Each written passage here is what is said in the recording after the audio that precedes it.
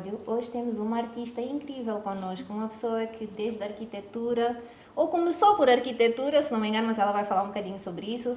Artista plástica, já fez a capa de um livro do Miyakoto, dá workshops, faz muita coisa e é uma inspiração. Então nós achamos que trazê-la para aqui seria incrível para perceber a sua experiência, perceber um bocadinho mais do percurso dela e falar um bocadinho da arte, do nosso contexto e enfim, conhecer um bocadinho a Maria. Bem-vinda, obrigada por teres aceito o convite. Bom, eu que devo agradecer. Então, bom, Maria, arquitetura para as artes plásticas.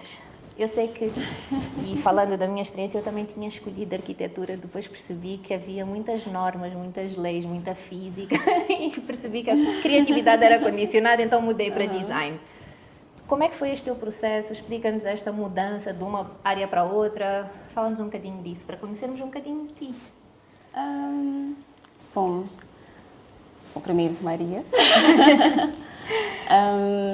Ultimamente sou mais conhecida assim nas artes plásticas, mas meu sonho sempre foi arquitetura.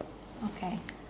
Desde muito cedo sempre tive aquela chamar de dom, mas também curiosidade primeiro para as artes, né? Ok.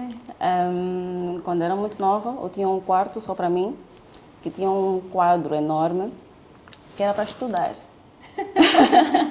Mas meus pais disponibilizavam materiais, então tinham giz de várias cores. Então comecei a usar aqueles giz para desenhar. Tirando a matemática, comecei a desenhar. Eles notaram isso, foram me dando mais materiais, então a arte sempre foi o meu hobby. Ok. Mas tendo a arquitetura como o meu objetivo em termos de carreira. Desde pequenina? Sim. Ok. Mas não foi, claro, teve um tempo de não saber exatamente o que eu queria ser. Yeah. Na escola, 10ª classe, onde temos o desenho, sempre boas notas, então sabia que tinha que fazer alguma coisa relacionada com o desenho. E depois ficou ok, isto encaixa a arquitetura, segui a arquitetura. Então, primeiro, eu fui estudar para a Faculdade de Engenharia da UEM, primeiro. Sim. Arquitetura, engenharia, Ainda não cheguei. criatividade, desenho. Sim, mas isso porque na UEM nós sempre temos que ter uma segunda opção. Sim. E eu cheguei lá, a minha única opção é arquitetura, não quero saber de mais nada. Não, tu tens que colocar uma segunda opção. Ok. Felizmente ou infelizmente, eu entrei para a engenharia, mas sempre com arquitetura como meu objetivo. Fiz o primeiro ano, ainda concorri para arquitetura, não entrei. Fiz o segundo ano, já estava quase para desistir. E, bom, fui falando com os meus docentes e querendo saber da opinião deles, o que vocês acham? Continuo com a engenharia ou continuo a persistir no meu sonho? Já estava mesmo no meu limite. Sim, porque é o limite de não estás a fazer algo que não é a tua paixão e ainda nem o teu sonho, né? E ainda não estar a conseguir. não estás a conseguir e já estavas quase a entrar no último ou penúltimo ano. Entendo. E o meu docente disse, Maria, eu tenho visto, tu gostas de desenho e ele disse que é mais prático fazer arquitetura primeiro e depois, quem sabe, no futuro voltar para a engenharia. Do que fazer engenharia e deixar a arquitetura para depois, porque a arquitetura é um curso que toma conta da tua vida. Yeah. Eu disse, ok, vou concorrer mais uma vez. E foi quando eu entrei. Entrei para a arquitetura, estava muito feliz. Fiz o curso, terminei em 2020. Mas no meu percurso como estudante, ainda tinha a arte como meu hobby. Foi em 2013, foi meu primeiro ano na arquitetura. Sim, 2013, que eu também decidi ser artista. Estranho, mas falei com um amigo que eu gostaria de ser conhecida como artista também. E eu vou ter a minha exposição. Foi assim, é a conversa que marca o meu início como artista. Uma decisão, né? Não é só uma conversa, né? É uma decisão. Eu falei, ok, eu acredito em ti. Então, qualquer apoio que tu precisares, eu estarei aqui. Pronto. Na altura teve uma feira de artesanato, já me escapa o nome, mas um dos organizadores era o Évaro, da Galeria de Cisneto. E eu fui lá e aluguei um gazebo. Os gazebos eram para venda de artigos, né? Mas eu falei, eu vou colocar lá o meu trabalho à vista. Não sabia exatamente qual seria o resultado daquilo, mas eu queria tirar os meus desenhos do quarto. E fiz lá uma instalação, coloquei todos os meus desenhos que eu tinha feito até lá. Até coloquei desenhos antigos, quando eu era mais nova, não sabia desenhar, mas deixei ali só para quem quisesse ver o meu percurso até aquele ponto em que eu estava. A evolução, né, da artista. Exatamente. E tive uma boa recepção. O gazebo encheu, muitas pessoas curiosas, saber quem eu era, que desenhos eram aqueles. E pronto, acabou chamando a atenção de algumas pessoas. Okay. E ficou por ali. Aí teve o meu primeiro contato com o Évaro. Depois fiquei a saber que ele trabalhava na 16 Neto. E um dia eu fui ter com ele. Fui falar diretamente, olha, eu tenho este sonho, eu gostaria de ter uma exposição, não sei como isso funciona, mas eu estou interessada em entrar para o mundo das artes. E fui lá só com uma pintura. E foi mesmo, olha para isto, imagina o resto. Imagina o resto. Eu acho que eu tenho potencial. Eu falei, tipo, olha Maria, eu gostei da tua arte, estás no início, então, pois, uma exposição é uma responsabilidade. Então, só para começar, que tal participares do nosso Arte Bazar? Que é para artistas que estão a começar a carreira e tu podes mostrar tuas artes, assim, com outros artistas iniciantes também. Assim foi. Participei do Arte Bazar e logo ao final do Arte Bazar eu estava a ir para casa, muito feliz com a experiência, e me chamaram de volta à galeria. Queremos falar contigo e gostamos de saber se estás interessada em ter a tua primeira exposição. E foi assim que foi marcada a minha primeira exposição individual. Ok. E depois disso? Depois disso é quando foram vindo mais oportunidades, exposições individuais, exposições coletivas. Acabei conhecendo outros artistas dessa forma e conhecendo mais o mundo das artes. É porque fizeste a capa do livro do Miyakoto e fizeste também um projeto para Ipanema, né? Então, como é que tu, antes de chegarmos a esses projetos, como é que, ou quando é que tu sentiste, foi nesse momento dessa conversa que tu sentiste que a arte deixaria de ser um hobby, passaria a ser o teu foco, porque a arquitetura ainda era o sonho? Como é que...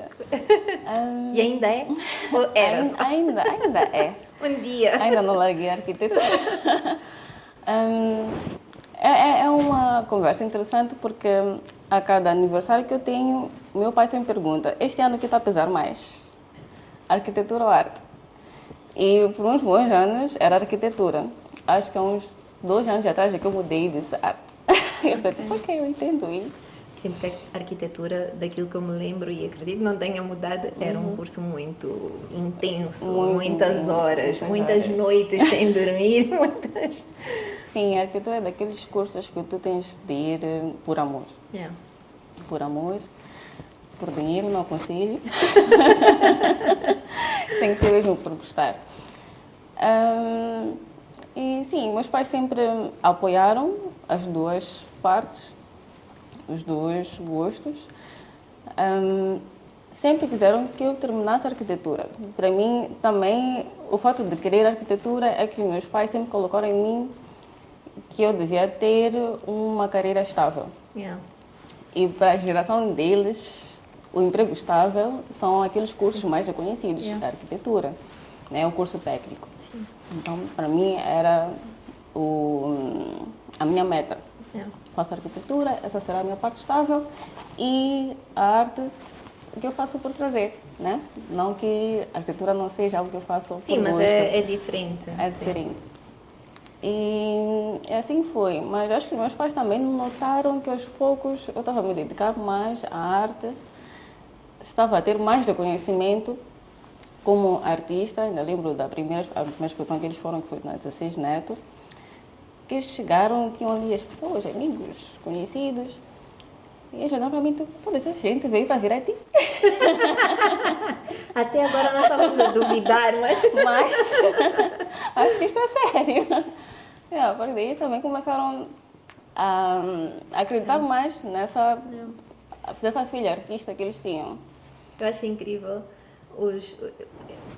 Os pais apoiam os nossos sonhos, quem tem essa sorte, né? Mas os pais apoiam os sonhos, mas eu acho que eles só realmente acreditam quando há uma espécie de validação externa, né? Porque eles no fim do dia são pais, eles sempre vão estar lá por amor, por serem pais, mas Sabes quando tu pensas e dizes, ok, mas o meu pai esperou eu ver aquelas pessoas todas para acreditar realmente que aquilo dava certo, estás a ver? Mas nunca deixaram de apoiar, acho isso incrível, é tipo, a gente acredita mesmo, não, a gente apoia mesmo sem acreditar. Sem acreditar, exatamente. E foi assim com eles. Mesmo depois da primeira exposição individual, eu ainda tinha algumas dúvidas, incertezas do que te faz ser artista, ou reconhecida como artista. Quando eu chegava, tipo, a Maria, eu me perguntava sempre como arquiteta. Em algum momento houve esse shift, começava a apresentar como artista visual, mas era um exercício que eu devia fazer comigo mesma para ter essa autoestima, digamos assim, de que sim, eu realmente sou uma artista. Porque eu não sabia o que faz de alguém um artista, né? Sim, tem a validação das pessoas, mas eu mesma devia começar a acreditar que eu sou uma artista, sou alguém que produz arte e passa arte para outras pessoas. Sim. E acho que tive esse clique muito recentemente. Sério? Muito recentemente. Mas tu estás há quantos anos a trabalhar, assim, desde a tal o primeiro gazebo, né? Tipo, quando é que isso foi? O gazebo acho que foi 2013. A primeira exposição individual foi 2019. Então, muitas vezes eu parto mas desde 2013 que tu puseste a tua arte no mundo, né? E só há pouco tempo é que tiveste esse clique de eu sou artista. Incrível! Sim, e foi na minha mais recente exposição na Fundação Fernando Leite Couto. Ok. Por quê? Eu sempre tive uma lista de lugares, galerias, onde eu gostaria de expor um dia. Né? Eu tive uma exposição na CCFM.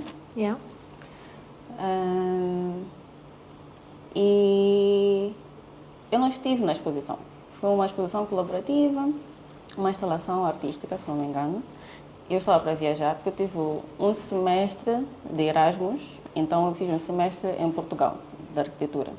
Então, antes de viajar, já haviam falado comigo, gostaríamos que tu participasse dessa exposição, eu tive que fazer a arte antes de viajar. Então, deixei a arte, viajei, pedia que amigos visitassem a exposição e mandassem fotos, ainda não pude ver. Então, aquela galeria que eu tinha na minha lista, não cheguei a ver o meu trabalho lá, não pude vivenciar. Presencialmente. Exatamente. Foi à distância. Fernando Couto também estava na minha lista de galerias, por ser uma galeria renomada. Então, para mim, a minha forma de validação é se eu cheguei até lá, eu acho que realmente sou. Como se fosse aquele checklist, né, também de validação. Exatamente. E apesar de tudo é isso, é a validação externa do nosso trabalho também conta, né? Também conta. Então, acho que depois dessa exposição, eu já não tive aquele, não receio, mas não deixo de lado.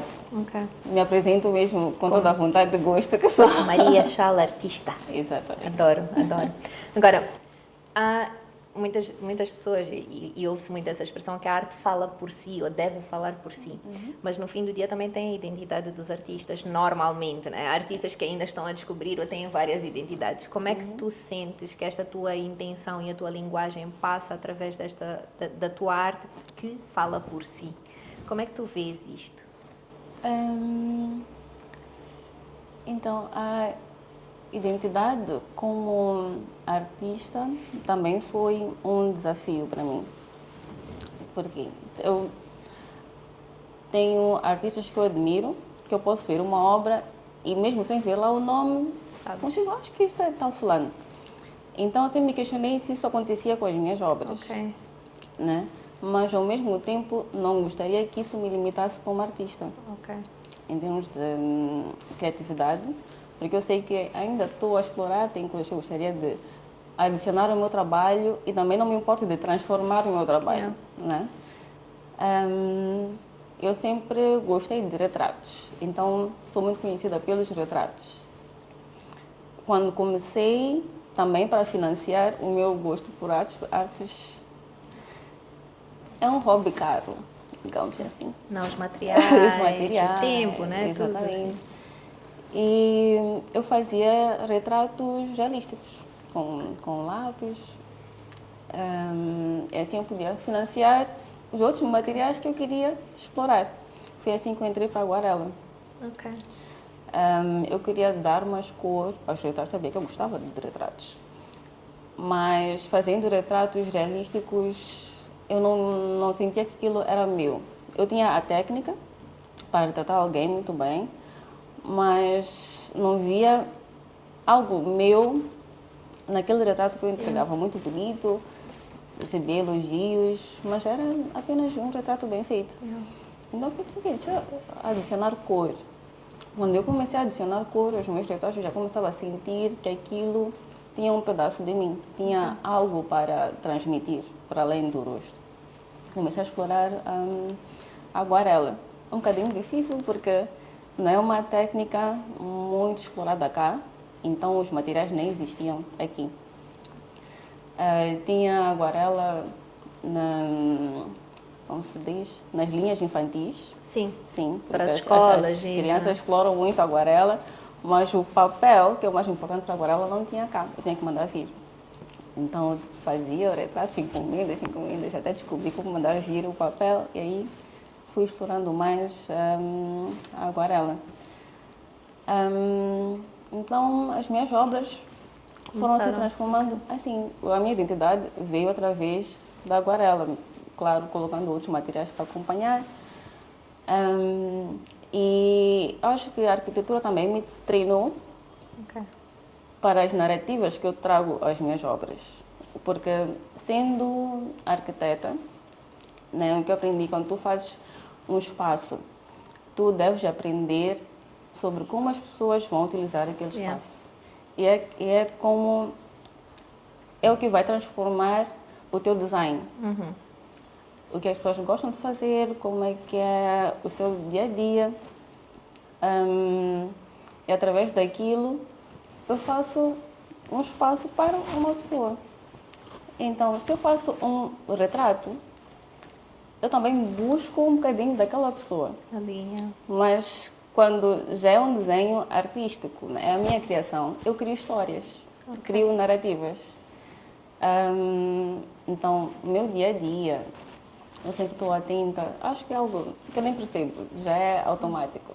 Então não é como se tu só chegasses e pusesses a tinta na tela, é uma questão de uma história que tu passas para o papel. Para o papel, exatamente. Então, nem sempre a narrativa que eu tenho para uma obra é o que as pessoas percebem. Sim. É aí que vem aquela coisa da arte é subjetiva, né? Cada um vai interpretar da sua forma. Na minha mais recente exposição, eu quase que de propósito deixei com que as pessoas falassem sobre as obras, depois eu dava o meu input sobre exatamente o que eu estava a pensar quando fiz a obra. E tive realmente várias perspectivas das obras. Alguns me disseram, eu vi esta obra, eu acho que é sobre isto, aquilo. Acho interessante o teu ponto de vista. Eu pensei desta forma, mas também me interessa saber o que as pessoas veem ou tiram das obras. É muito interessante. Tu, para além de... Estavas a falar desta questão da arquitetura também de trazer e aproximar das pessoas em relação àquilo, como elas vão utilizar o espaço e isso tudo, mas porque tu, para além das tuas artes, tu crias workshops, eventos. Nós tivemos num da Brutal. E a forma como tu explicas e transmites e não tenhas medo de explorar, eu achei aquilo incrível. Eu, pelo menos, que participei dessa experiência, fiquei super tipo, uau. Porque voltou para a infância, mas ao mesmo tempo explicada como gente grande. Não sei se faz sentido, mas sim. Já não é aquela coisa da pessoa, só faça um desenho. Não, era tipo, ok, se puseres a tinta assim, mais água, menos água, mais... Pronto. E eu achei aquilo incrível. Porque era toda uma envolvência, uma experiência. Não era só, agora passas assim, já está.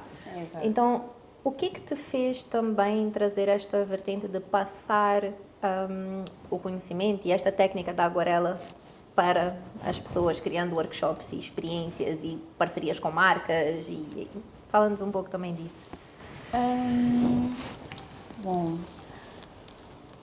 quando eu estava a explorar a fazer a minha própria pesquisa sobre a aguarela, na verdade, foram uns bons anos de falhas e também de descobertas.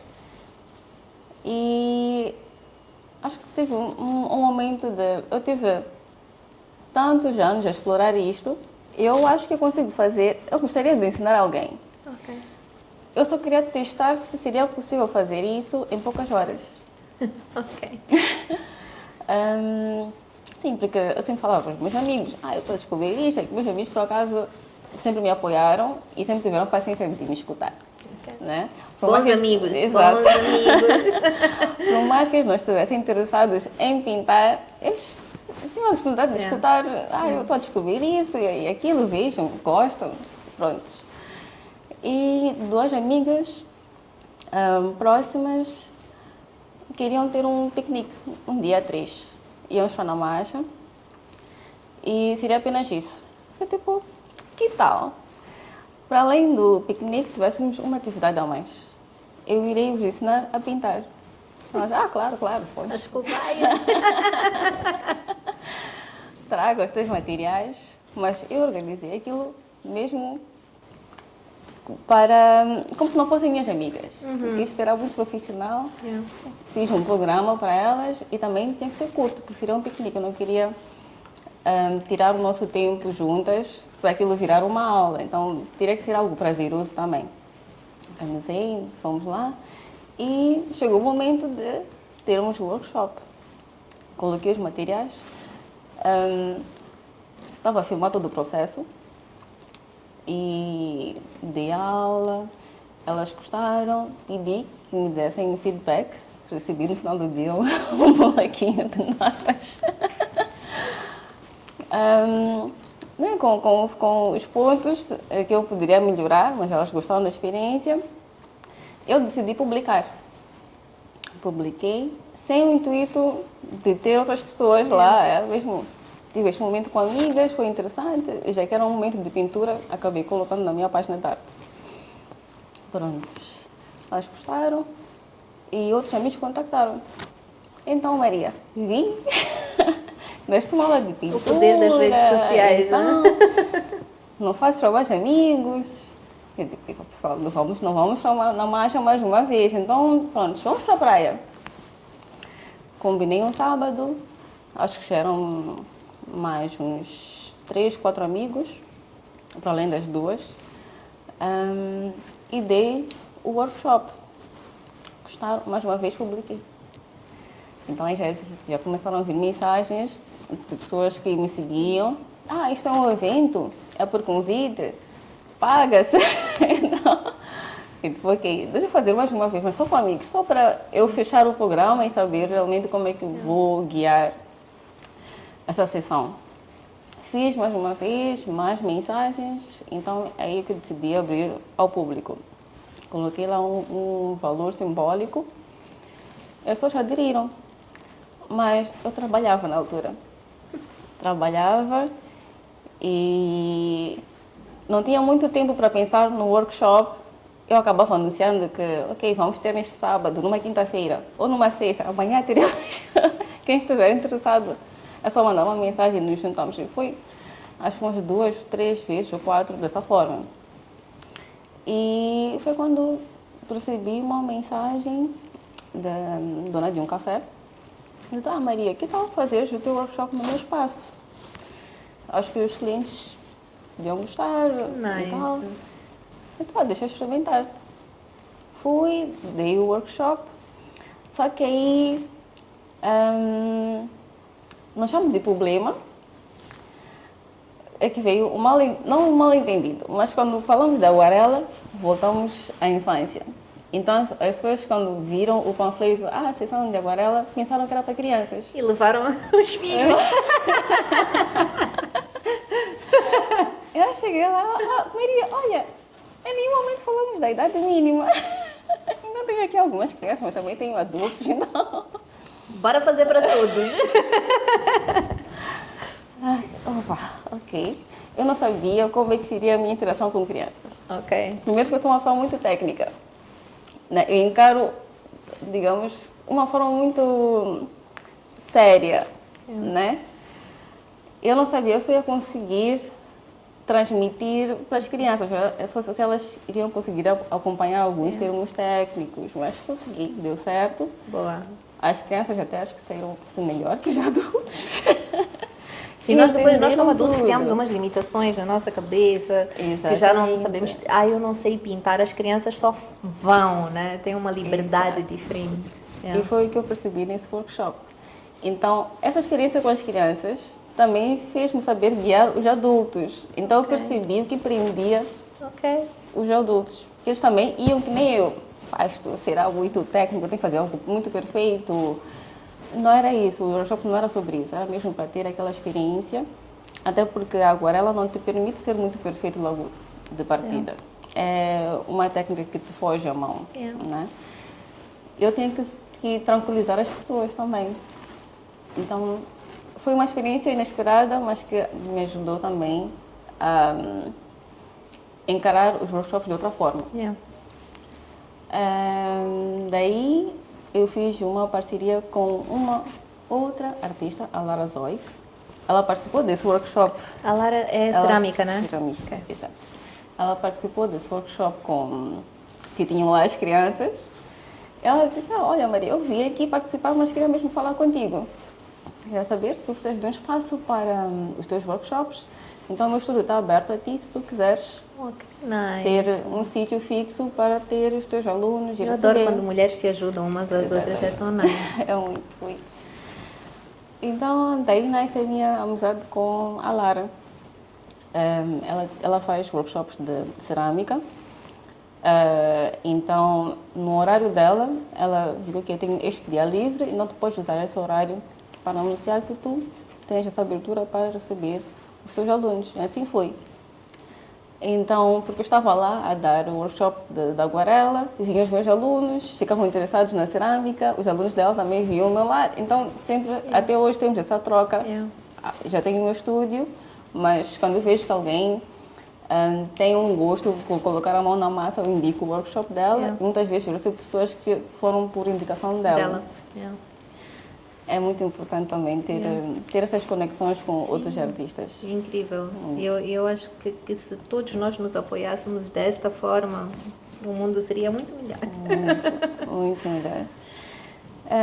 Então, depois de um tempo, eu consegui ter o meu próprio espaço, que é o meu estúdio. E a experiência que eu passo com os workshops é mesmo para que os adultos, porque o meu foco, na verdade, são os jovens, adultos, pessoas que perderam aquele contato com a arte em algum momento, ou que têm aquele gosto, mas gostaram de ter um espaço para praticar, ou mesmo só praticar algo novo. Então, eu trago este momento nos meus workshops, que tens ali o teu vinho, mas os workshops sempre começam com uma sessão de apresentações, de conversa, algo muito breve, mas é o suficiente para as pessoas criarem conexões. Quebrar o gelo, né? Exatamente. Quem está no workshop, muitos partilham o que eles gostam de fazer nos tempos livres, então vão descobrindo que tem pessoas com gostos em comuns, então já começam a conversar. Então, a partir daí começa o workshop. Então, o workshop é uma mini aula para iniciantes, né? Para começarem a ter essa experiência com aguarela. Eu acredito que depois de um workshop tu já podes ir para casa e ter a aguarela como um hobby. Mas muitas pessoas acabam voltando para o workshop. Tá, Maria, eu gostei da experiência, então este é o momento de praticar.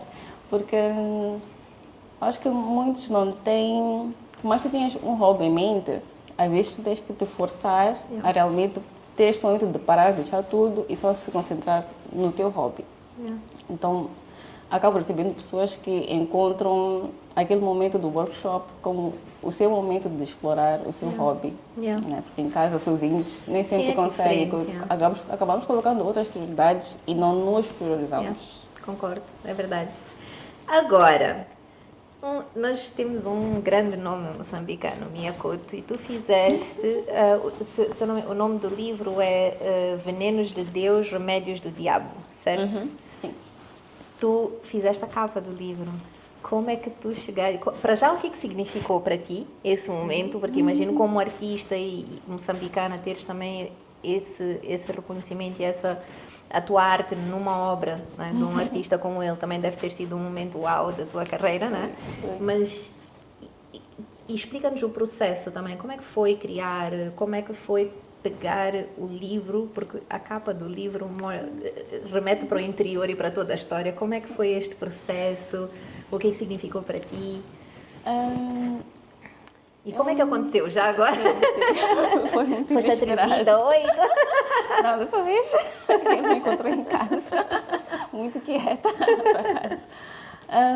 Bom, a obra que foi utilizada na capa já existia. Ok. Sim.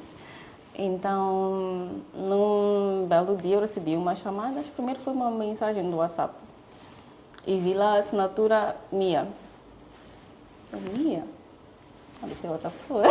Mas pronto, capa, gostaria de falar contigo. Se Sim, nós estamos habituados a ver Mia Couto. Exatamente. Né? Acho que foi aquilo muito de negação também. Gostaria de conversar contigo. Se estiver disponível para uma chamada, eu penso que dê um sinal. Pronto, eu estou disponível neste momento, pode ligar. Então, recebo a chamada, olá Maria, aqui o meu Couto, acho que eu tive um momento de... O coração parou de bater. Mas ao mesmo tempo tinha que estar a prestar atenção no assunto. Tipo, não posso desmaiar agora. Exato. E, então, Maria, eu vi o teu trabalho e estou muito interessado em ter uma das tuas obras para a capa de um dos meus livros. Uau. Que iriam voltar a fazer impressões de uma série de livros. E ele estava a escolher artistas moçambicanos para as capas. Yeah. Uau! Eu fui uma das escolhidas. Então, acho que o meu momento foi como é que o Mia me encontrou. Acho que eu estava a passar pela minha mente, onde ele viu as obras, porque a obra que ele escolheu nem estava na minha página. Ok. Sim. Não estava assim bem publicada, provavelmente. Há uma forma de apresentar a tua obra, toda bonitinha, e eu sei que aquela obra em particular estava numa foto assim do processo em que eu ainda estava a pintar. Então ela na minha mesa não estava bem explícita assim. E eu lembro que até fui à minha página para ver se a obra estava lá, como é que ele encontrou e tal. Não chegaste a perguntar? Não, ele disse que viu na minha página, alguém mostrou, tinha um screenshot tão pequenininho da obra, tão sem qualidade, foi mesmo, ele puxou aquela imagem, que era esta obra. Falou com ele. Exatamente. E quis saber se a obra estava disponível, se alguém havia comprado, se tivessem comprado, iria falar com o dono da obra, né, para ter acesso a ela, para que eles pudessem tirar uma foto ou um scan. Mas eu tinha a obra comigo em casa. Engraçado que a obra da capa saiu de um workshop que eu fiz de retratos. Fiz no ano passado, então tem pessoas que realmente acompanharam o processo todo ao vivo da criação daquela obra. Eu fui terminar no estúdio, então é por esse motivo que eu não publiquei aquela obra na minha página, porque eu fui é o produto de um workshop, é bonita, mas tá aqui. Sim, não tem o destaque de uma obra que tu fizeste com o objetivo de venda, de exposição, ou de alguma coisa. E foi exatamente aquela que ele escolheu. Então, foi muito simples, na verdade. Vi alguém da fundação para vir à obra e tirar uma foto, né, profissional e passaram-me para a impressão do livro. Então, bom, foi um processo muito simples, mas também muito bonito, porque o Mia sempre estava em contacto, a dar a conhecer todos os passos, quando é que o livro iria sair, para ter todo o cuidado em ter a minha bibliografia no livro, o meu contacto, tudo isso está lá, nas primeiras páginas do livro. Para mim isso foi muito, acho que foi até mais gratificante que a capa. Está ali a capa, mas também tem um pedacinho de mim Na uma página, biografia numa pequenininha. página do livro, imagina Exatamente. esta emoção, né, por trás disso tudo. Que Pois é. incrível. Que incrível. Mas se a coisa, assim, falando do pouco que eu conheço, Mia Couto é uma pessoa muito prática, muito objetiva e, acima de tudo, super carinhosa. Né? Ele abraça tudo o que ele toca, tu sentes que não é só já fiz e já foi e já está, né? Tem um acompanhamento, tem a alma, e eu acho que também é porque ele faz as coisas dele com alma e com paixão, né? Então ele também transmite isso. E não, e eu acho que é tão bom quando nós temos pessoas que já criaram um caminho, né? que abriram portas até do país para fora, em termos de literatura, neste caso, Exato. que vão buscar pessoas que estão a dar os primeiros passos, mesmo que não sejam só os primeiros, né? Que já estejam, se calhar, há muitos anos a trabalhar, mas para poder impulsionar, né? Todos nós. Eu acho isso incrível mesmo. Foi. E segundo, quer dizer, estou a falar do segundo, mas claro, deves ter mais, mas um segundo grande projeto que eu queria falar contigo foi Ipanema. Sim. Uma marca, agora não é um artista, né? Não é um Mia Couto, mas é uma marca brasileira a contactar-te para fazeres a arte para os chinelos. Fala-nos disso.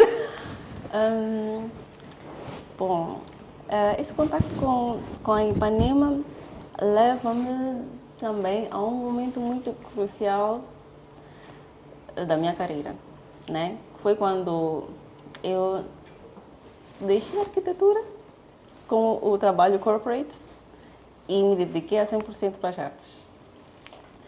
E foi um momento em que eu sentia que eu estava no lugar errado, não como arquiteta, mas a forma que eu estava a trabalhar talvez não seria o módulo que se encaixaria melhor ao que eu queria. É né? como se fosse tipo arquitetura corporativa, entre aspas, né? E arquitetura artística e arquitetura mais criativa. Então, ok. Isso.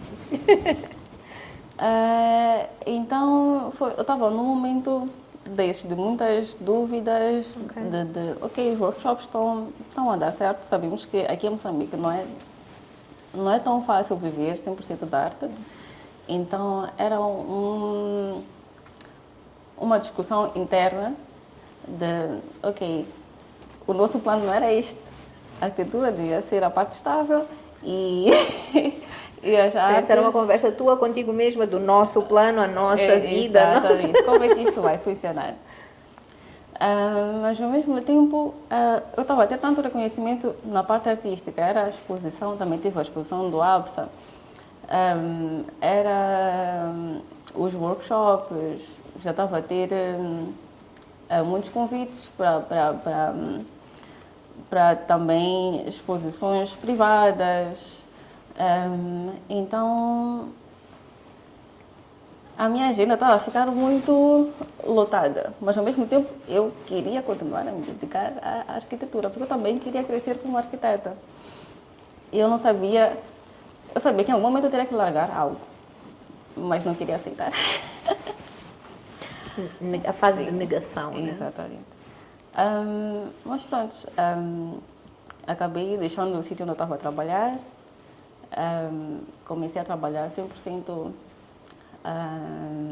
como artista, mas eu sabia que, ok, se estou agora como artista, eu devo me apresentar como artista. Ser artista não é apenas pintar, né?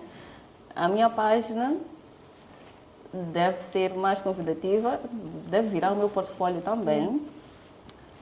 Eu comecei a fazer mais networking com pessoas ligadas às artes, também para saber o que está acontecendo, quais são as oportunidades. Então, o networking passou a ser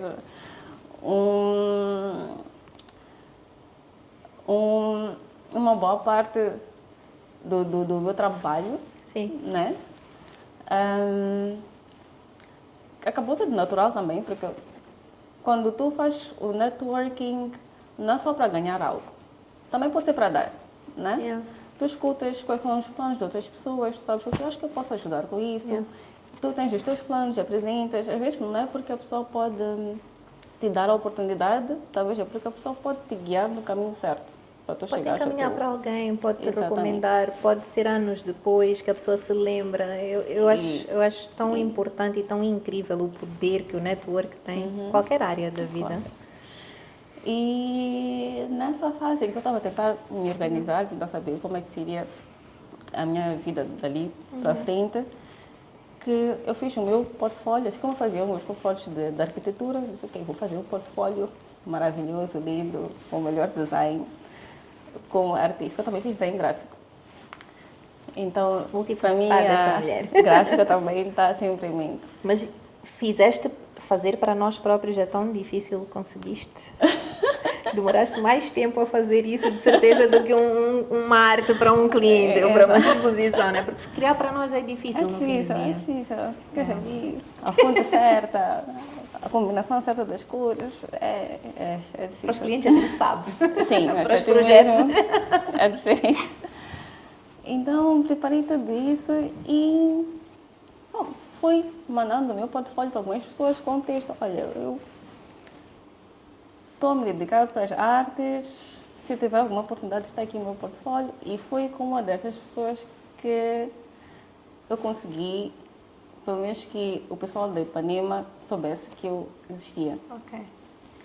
Então eles ligaram, recebi uma ligação, olá, aqui é da Ipanema, recebemos o teu portfólio através dessa pessoa e, bom, estamos a ligar só para dizer que recebemos o teu portfólio e temos este projeto que é o Ipanema Grafite, que normalmente é feito com mulheres que praticam a arte do grafite. Sabemos que tu não és grafiteira, mas, por estamos com alguma dificuldade em ter essa seleção de mulheres que fazem grafite aqui em Moçambique, decidimos estender e ter também mulheres que fazem outros tipos de arte. Ok. Então, temos o teu portfólio e gostaríamos de saber se estás interessada e se podemos usar o teu portfólio para avaliação. Para mim, tudo bem. Claro. Nada está garantido. Não precisam só de mesmo- perguntar duas vezes, né? É só mesmo para informar. Tá bom, pronto, ficou por aí. Depois de uma semana voltam a ligar. Ah, Maria, estamos muito felizes, queremos informar que tu foste a escolhida e tal. Bem feliz, então. Eles convidaram-me para ir lá à fábrica de Ipanema, para conhecer o escritório deles e para eles também explicarem melhor como é que seria todo esse processo. Fui lá, conheci. Bom, eles apresentaram o projeto, disseram que primeiro eu teria que fazer uma arte para os chinelos, mas em vetores. Aguarela em vetores. Exatamente. Ok. Que tipo, olha, eu faço retratos, faço aguarela.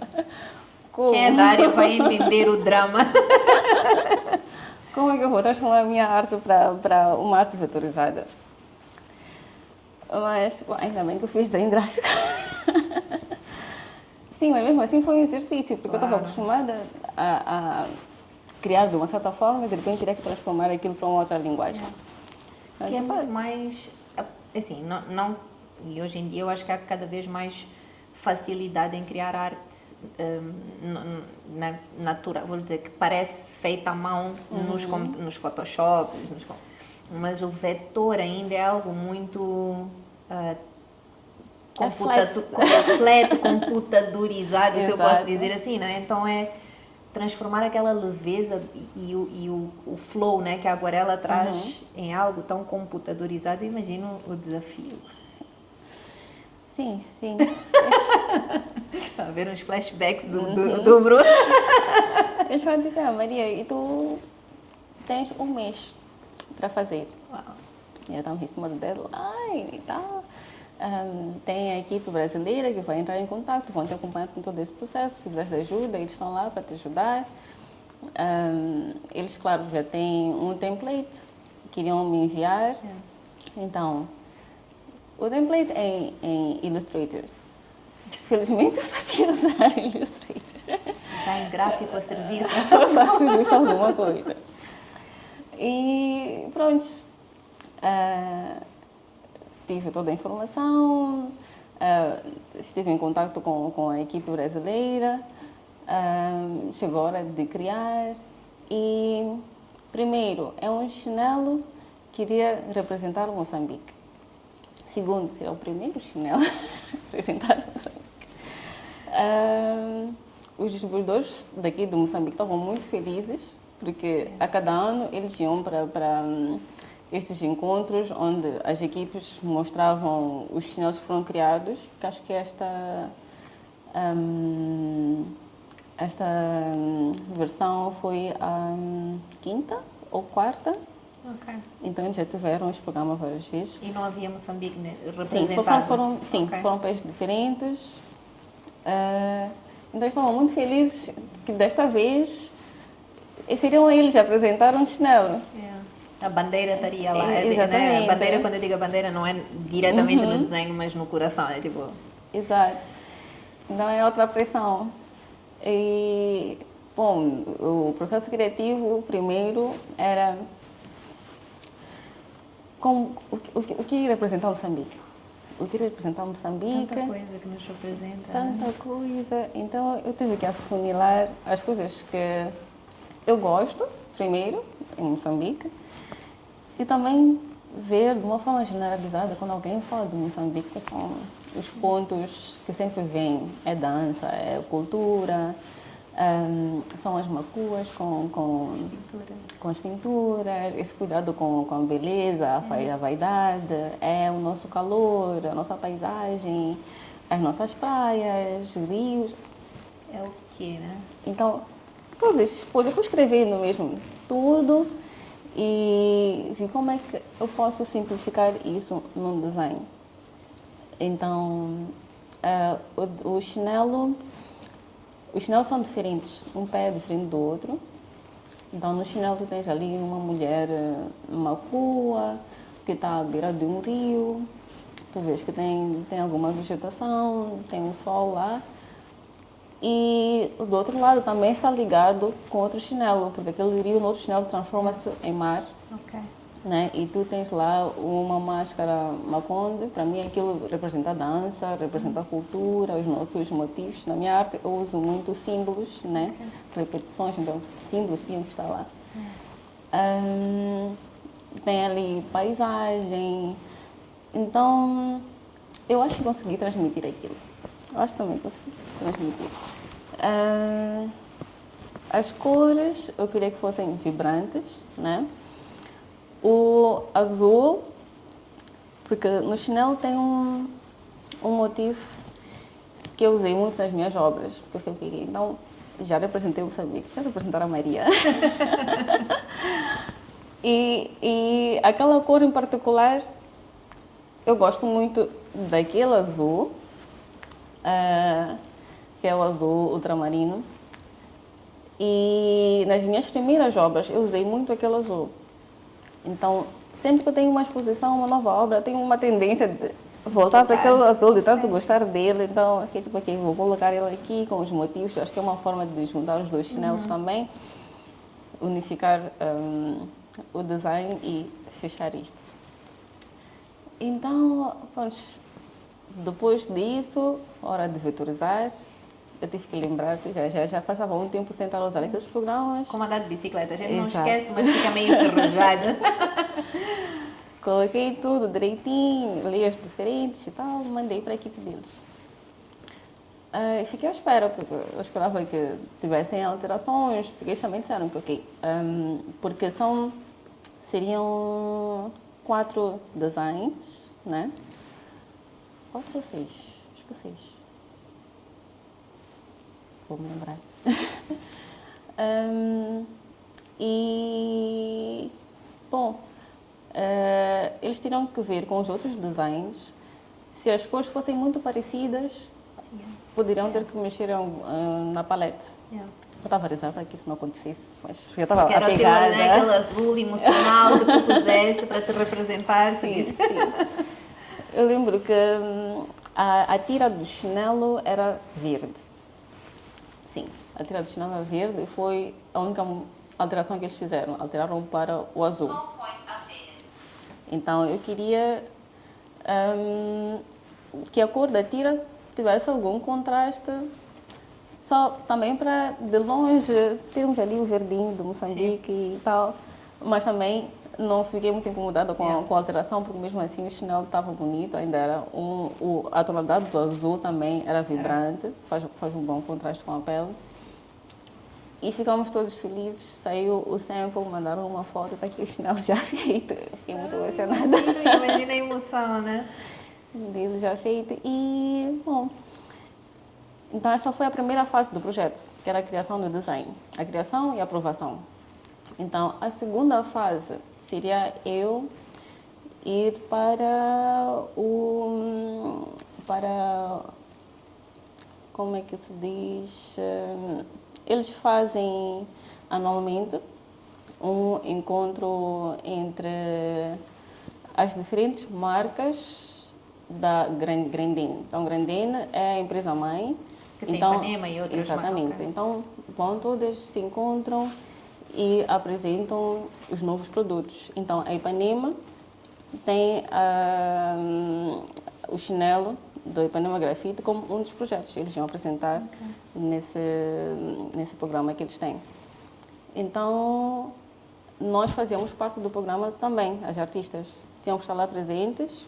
Foi feito na Itália, em Riva del Garda. E eu tinha que estar lá para fazer também um live painting, uma pintura ao vivo do design. Então, cá eu fiz uma pintura que ficou na Ipanema, que eles queriam tanto uma versão disso, porque Maria, sabíamos que tu teu contrato é fazer uma pintura para eles, mas nós também queríamos uma lembrança. Então, eu fiz cá uma pintura para Ipanema e na Itália fiz a pintura ao vivo, juntamente com as outras artistas, durante o evento. Ok, que nice. Então, deve ter sido, sabes, aquele momento de... Porque neste momento tu tens, para além das tuas obras, só que são únicas, né? Tipo, eu fiz está na parede da pessoa, está no escritório, está onde estiver de cada uma pessoa, mas de repente tu tens as tuas artes num livro que é replicado, tens as tuas artes num chinelo que nos representa. Portanto, pessoal, Ipanema já sabem. Já estão disponíveis ou ainda estão em fase de produção? Então. Bom, por acaso eu tive essa conversa ontem com... Isto é um projeto deste ano, portanto é muito, imagino que fazer essa produção, mandar para cá, Exato, é um processo, né? Que eu recebo várias mensagens, não passa uma semana sem receber uma mensagem, Maria, então. Sim, eu também estou louca para receber. Sim, então eles confirmaram que os chinelos estão a caminho. Estão a caminho. Pessoal, não é para irem esgotar, também quero. E em novembro estarão cá. Ok. E bom, acho que terá uma ativação toda para a compra dos chinelos. Não é só o chinelo, é um conjunto, na verdade. Ok. Que é o chinelo e um sarong. Ok. Que é tipo uma canga, né? Uma canga, exatamente. Uma canga para acompanhar o chinelo. A canga também tem o design lá. Ok. Depois de eu comprar a minha, garantir o meu, eu aviso-vos que já está disponível. Agora, assim, para fecharmos a parte das perguntas, como é que falamos um bocadinho do teu processo criativo? Como é que tu começas? Porque, por exemplo, neste processo dos chinelos, tu escreveste as coisas, mapeaste aquilo que tu querias representar. Eu não estou a falar dos workshops, estou a falar das obras em si, né? Okay. Como é que tu... O que é que te faz criar? Tu falaste das inspirações do teu cotidiano, só que é tanta coisa. Como é que sai daqui para as tuas obras? Fazes prototipos, não fazes? Fazes a lápis e depois... Fala-nos um bocado disto também para poder mostrar esta parte técnica, né, que tu tens e transmitir para quem quer aprender. Então, eu sempre tenho referências. Essa pergunta sempre me fazem, que é, quem é essa pessoa? Existe? Então, eu estou sempre no Pinterest. Sempre no Pinterest. A ver caras. É a tua rede social. Exatamente. Então, bom, então eu acho que tem certos features que me atraem sempre, que eu sempre guardo. Então tem um padrão também nessas caras que eu guardo. Então, tem vezes que uma cara já me dá vontade de pintar. Eu crio a narrativa à volta daquilo, tanto eu querer representar aquele rosto. mas muitas das vezes eu tenho algo que guardei que eu gostaria de passar numa obra, sempre anoto, porque nós temos várias ideias. Durante o dia podem nos passar várias ideias, então se não guardarmos aquilo é muito fácil de esquecermos, nunca mais voltamos naquilo. Então sempre tenho notinhas de pequenas ideias, nem que seja uma palavra, uma frase. Se tem algo muito complexo, escrevo mesmo, deixo lá, um dia eu volto para aquilo. Então começo assim, das minhas referências, o que eu gostaria de passar, por algum motivo, combinação de cores também para mim é muito importante, a paleta. Eu, por acaso, há uns meses, durante a viagem para a Itália, tinha uma amiga na Bélgica, ainda fiquei, ok, vou te visitar, mas, por favor, receba um livro para mim, que é um livro chinês, que é o Dicionário das Cores. É um livro que tem várias combinações de cores que combinam entre si, que se casam bem. Eu queria muito aquele livro, porque por conta própria já fazia aquilo, que já tinha uma paleta de cores que eu sabia que me agradavam e que combinavam entre elas, e já tinha o meu próprio catálogo, mas também queria ter um livro que me ajudasse a explorar mais isso das cores, das paletas, porque parecendo que não é muito importante quando nós pintamos saber quais são as cores que se complementam e que fazem certos elementos chamarem a atenção. Eu que uso muito símbolos, se não uso as cores certas, a atenção vai para o sítio que eu não quero. Então, para mim, isso é muito importante também. Então, primeiro começo com o rosto, que tem poses específicas que eu gosto. Normalmente, os meus retratos não passam por si só uma expressão muito explícita. Nunca tenho um retrato alguém muito triste ou com um sorriso muito... Quase não tenho nenhum retrato assim a sorrir, é muito neutro. Porque eu gosto dessa neutralidade, porque eu não quero que a expressão do retrato já dite a história. Então, o que dita a história é o que eu faço à volta daquele rosto. Se é a roupa, são os símbolos que eu coloco. Então, aquilo que faz a narrativa. O rosto está lá só para representar alguém. Então, a partir desse alguém que nós vamos buscar a narrativa. Então, começo por isso. Buscar aquele rosto neutro. O olhar também, para mim, é muito importante. Eu tenho um quadro em casa que fiz de um ano. Essa amiga está na Bélgica. Já não está lá, mas esse é um detalhe. E fiz um retrato dela. As duas amigas começaram o workshop comigo. Na massa. Exato. Eu tive uma exposição colaborativa no Centro Cultural Brasil Moçambique, agora mudou de nome, que era sobre mulheres. E também porque eu tinha um deadline apertado, portanto, porque tens que criar umas obras que transmitam o que as mulheres são para ti na tua vida, o que tu quiseres, na verdade, expressar sobre o que é ser mulher ou o que as mulheres são para ti ou na sociedade. Então eu tive um branco, um bloqueio criativo. Eu não sei o que eu quero transmitir, porque até aquele momento as minhas obras não eram, eu não tinha aquilo como narrativa, não era o meu objetivo. Sou mulher, sim, mas não era a minha temática.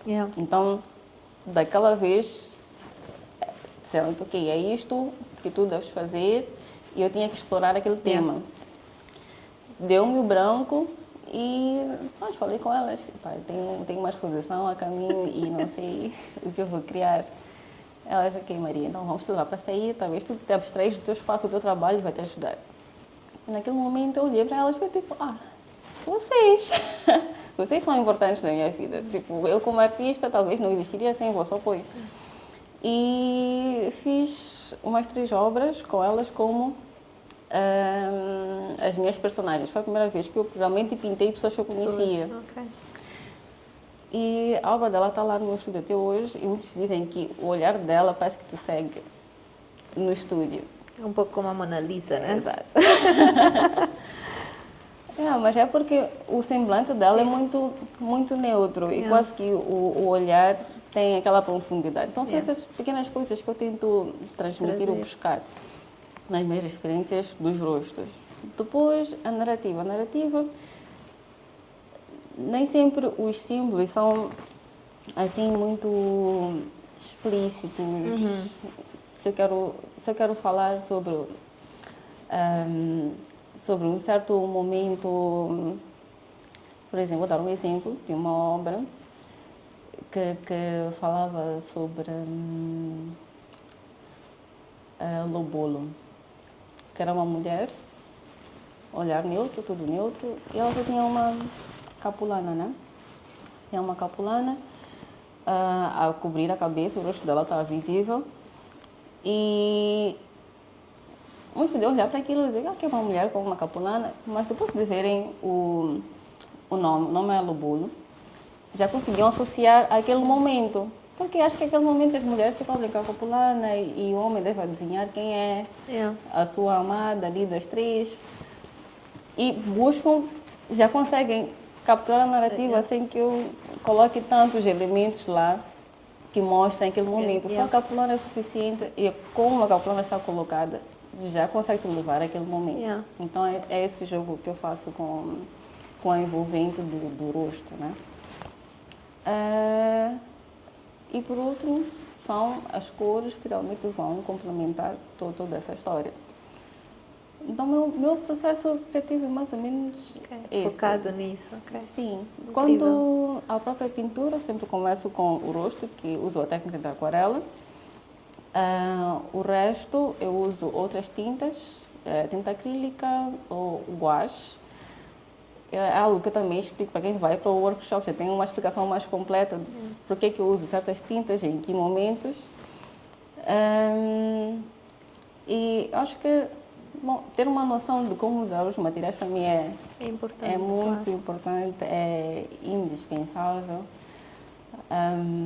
Quando nós não sabemos usar bem o material, quase estamos a desperdiçar. Então, eu faço questão de explicar isso para quem participa dos workshops, como usar isso, em que momento. Quando tirar aquele estigma de que a aquarela para crianças, e olha, existe a aquarela profissional, né? Então, se os vossos filhos um dia quiserem explorar a aquarela de uma forma assim mais profissional, tem este material que vocês podem comprar. É diferente. Façam um investimento que irão vir a diferença. É diferente. Ok. Agora, última pergunta que eu queria perceber de ti é o que nós podemos esperar da Maria Chal no futuro? Novas técnicas, novos países, portas internacionais abertas? Fala-nos um bocadinho dos teus sonhos, dos teus objetivos, daquilo que tu estás aí a cozinhar. Bom,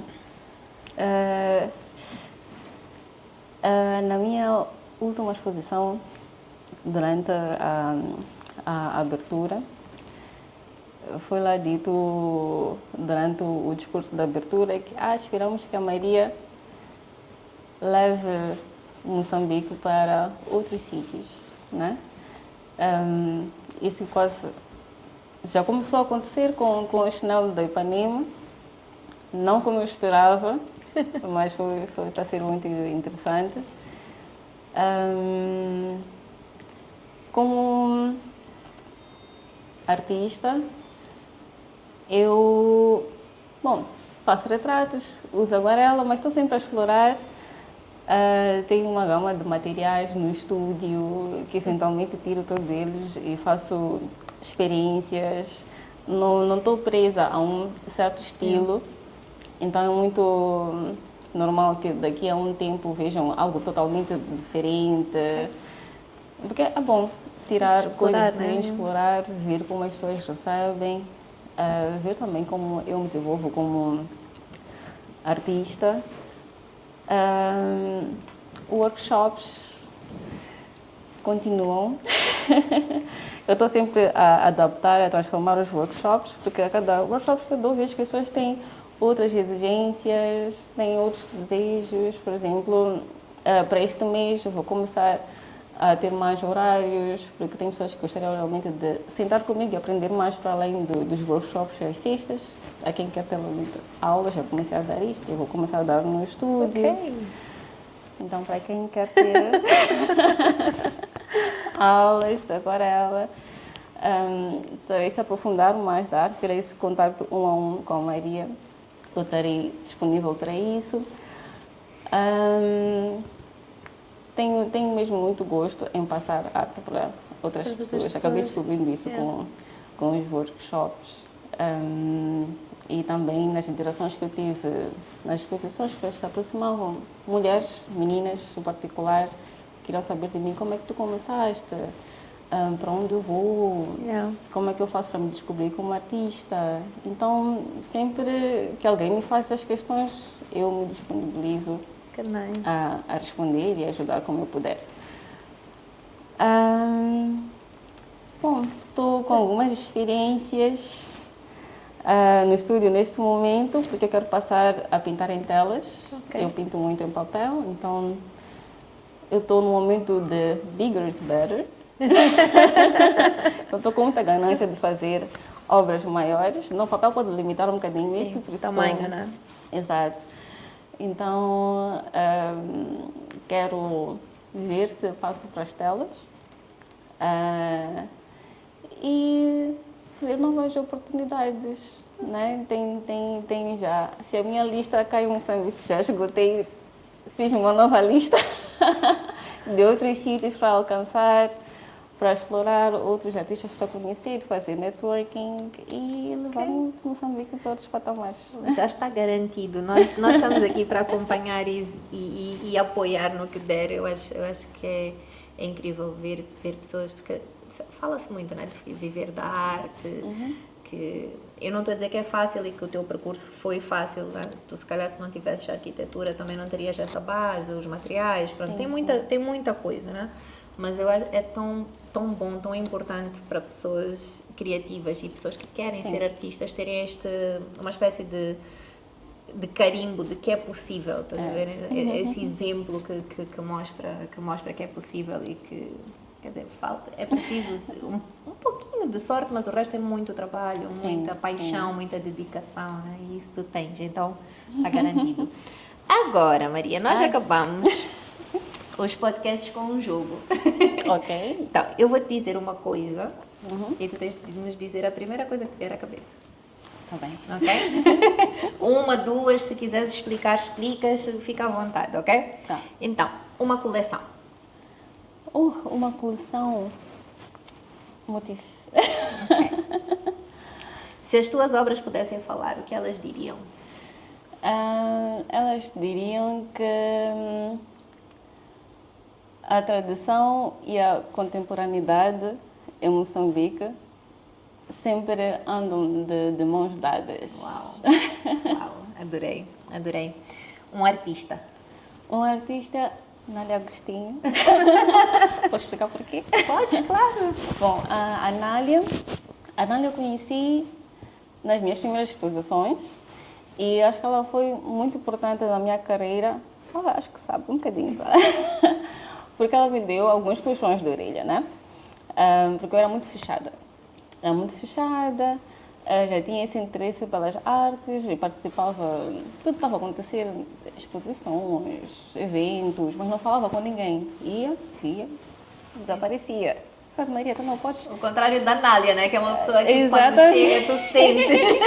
Mas, olha, Maria, tudo que tu precisas está aqui. Estão aqui nestes lugares que tu frequentas. Fala, tenta conhecer essas pessoas, as oportunidades que tu queres estão para essas pessoas. Então, conversa com elas, sejam mais abertas, que tu vais importar o que tu queres. Ok, Nália, beijinho para ti, meu bem. Se tivesse de descrever a tua arte em 3 palavras, quais seriam? Ai. A minha arte em 3 palavras. Ai.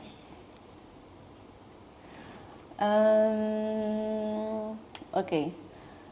Eu acho que é, primeiro, cultura. Segundo, tradição, que eu faço muito isso. E em terceiro, transformação. Ok. Well. Já não é arquitetura? Um sonho.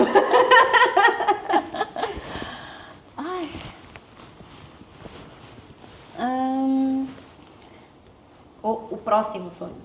Me apanhaste aí, porque por acaso está nos meus pensamentos muito ultimamente. Qual é o próximo passo? Qual é o próximo passo? Um sonho agora, eu não tenho um nome definido para esse sonho. Mas primeiro é aumentar o meu estúdio. Ok. Eu gostaria que ele fosse maior. Super válido. Por quê? Porque eu gostaria de ter mais atividades nele, porque eu gostaria de criar uma sinergia, tipo, um espaço em que tu sabes que vais encontrar arte, por mais que não sejas uma pessoa artística, digamos assim. Um sítio que tu vais sem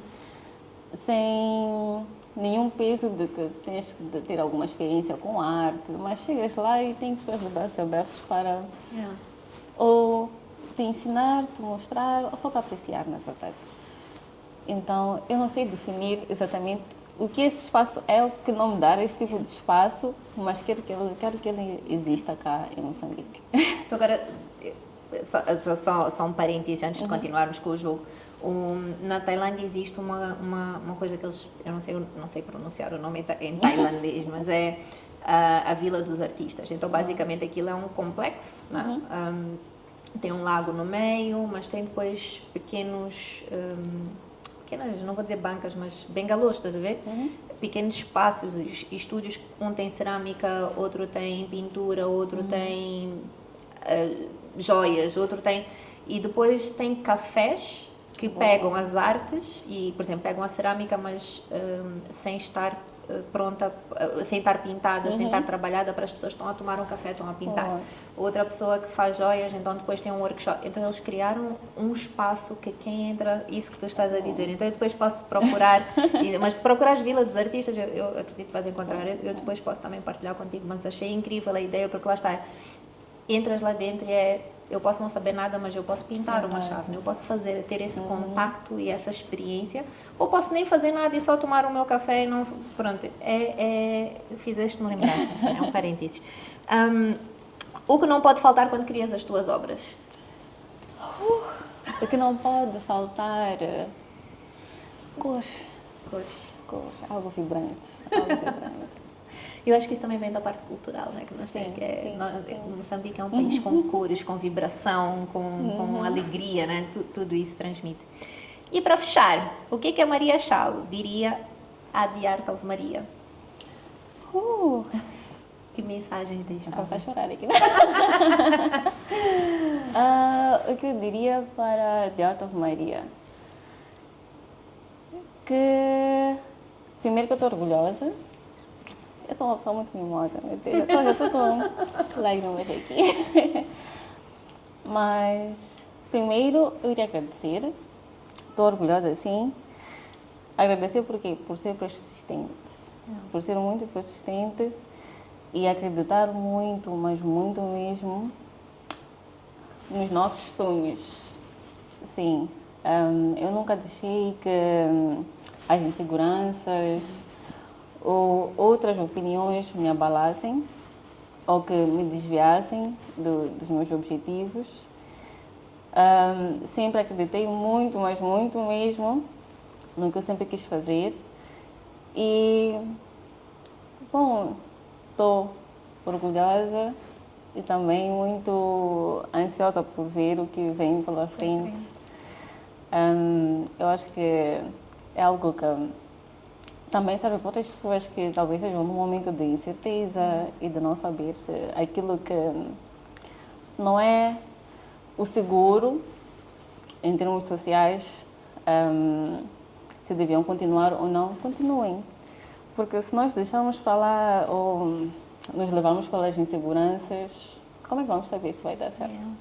Só fazendo. Até eu fiquei arrepiada e emocionada. Maria, thank you.